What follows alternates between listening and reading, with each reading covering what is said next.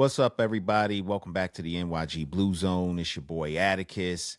And, this year I've spent a lot of time complaining about Joe Shane, Brian Dable, Shane Bowen, a lot of the things that you just talk about when you're going through another losing season. And there's a lot of merit to the criticism that I've given to these people. Joe Shane has missed on a number of picks. He didn't do a good job of making sure that we have good depth, whether that be offense, defense, or special teams. He's completely failed at making sure that we had adequate kickers on the team. And that's important because if you can't kick a field goal, you force your team to try to convert on fourth and whatever it is. And you can't always do that. Defense is preparing a plan for that. Brian Dable and all of the issues that he had at the head coaching position. And now we're seeing some of the similar stuff happening with Mike Kafka. All of these different changes that we have seen and given us reasons to complain. But we have a couple of things that we can feel good about, right? And I have to give credit where credit is due. And Joe Shane did make a couple of picks that are hitting. And today I'm going to talk about two of those draft picks that he actually got right. I want to talk about history. I want to talk about the future and our foundation. While this season has not gone according to plan in wins and losses, what we are witnessing from the quarterback position is something this franchise has never seen. Jackson Dart isn't having a good rookie year. He is rewriting the NFL record books in real time. And on the other side of the ball, we finally saw the monster awake, that apex predator. Abdul Carter has arrived. We are going to break down the records, the awards, and why offensive and defensive coordinators are losing sleep over number 6 and number 51. But before I get into all of that, please don't forget to like, subscribe, and hit that notification bell so every time I drop some new content, you are one of the first ones to be notified. All right, so let's get into it. So first I'm going to start with the quarterback, and I keep hearing people say he's promising. No. Promising is what you say about the guy who flashes once a month. Jackson Dart is actually historic. And let me give you some statistics to back that up.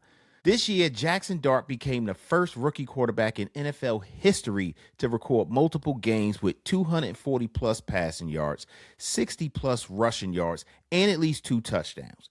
Nobody else has done that. Not Cam Newton, not RG3, nobody. Only Jackson Dart. And here's another one for you.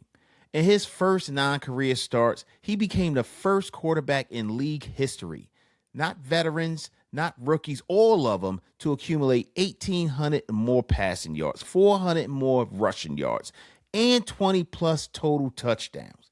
He also broke the rookie franchise record that stood since 1950. He's the first Giants quarterback in 75 years to record a rushing touchdown in 3 straight games. Yo, we are watching a dual threat weapon that changes the geometry on the field. These aren't just stats.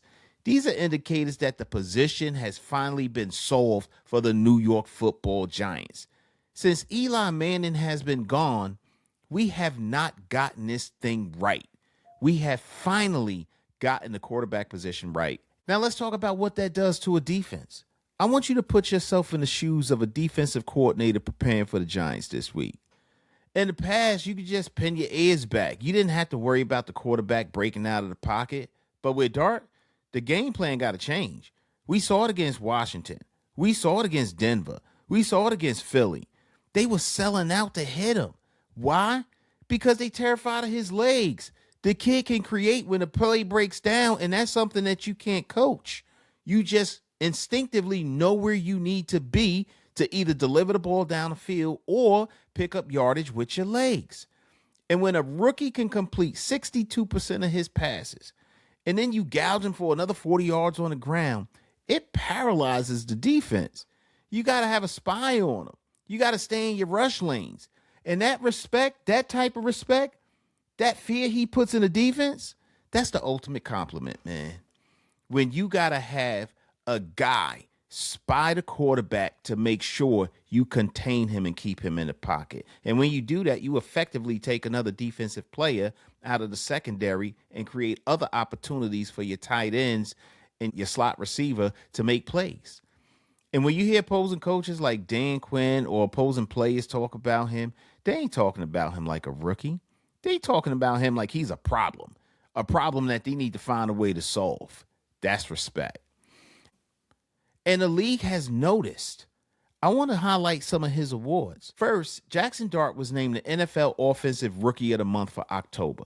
He put up 10 total touchdowns in that month alone. He led all rookies in that category. He's been nominated for Pepsi Rookie of the Week 6 different times. And remember, he's only played in fewer than 9 games. This isn't a flash in the pan, y'all. It's a sustained level of excellence over a 4-month sample size. This kid is tough.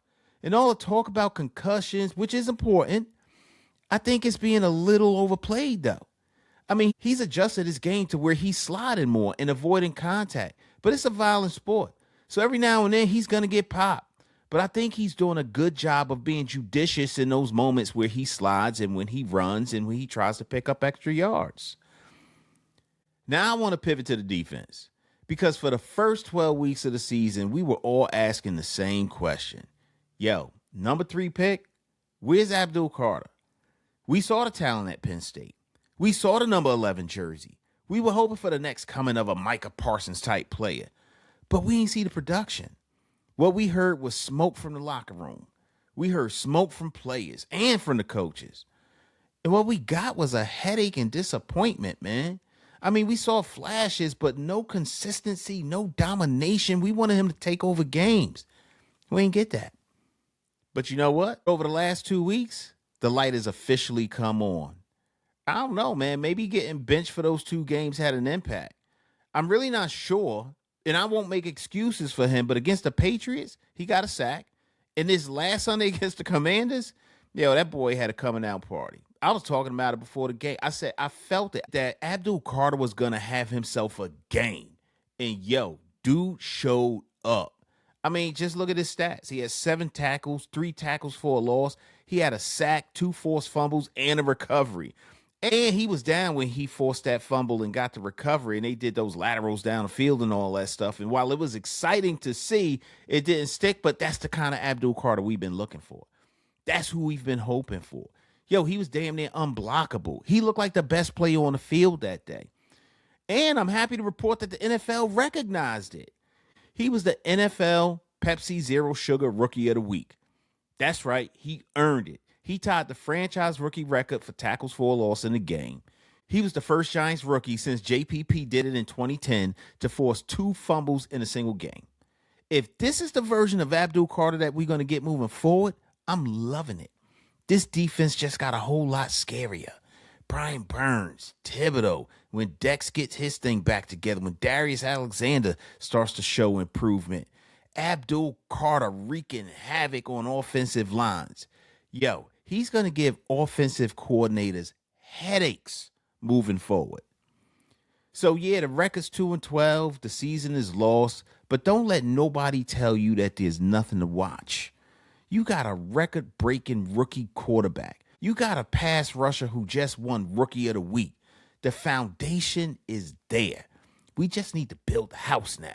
That's what the fuck I'm talking about. Thanks for listening. Don't forget to like, subscribe, hit that notification bell so every time we drop some new content, you're notified. We appreciate you spending some time with us. We are well on our way to 1,000 subscribers. Appreciate all the comments, all the feedback, all the engagement. Go Big Blue. Yeah, a lot of girls probably crying from my old high school. Look, they see me everywhere they go. I probably would too. Look, crossed over to the Jordan men like I'm Michael. Yeah, eating blessings so much I might need lipo. Yeah, tailored for the dogs like I'm walking in chucks. Yeah, it's just in this plan, man, I see all y'all shook. Look, knew that I was great ever since I was a rook. Man, all y'all singles making me look good. Okay, praise to the Most High, yeah, that's Jesus. Look, but when it come to this rap thing, I can't lose. Yeah, back-to-back number ones, that's a thing greats do. Yeah, tell them boys that ain't nothing I can't do. It's my year. It's my year.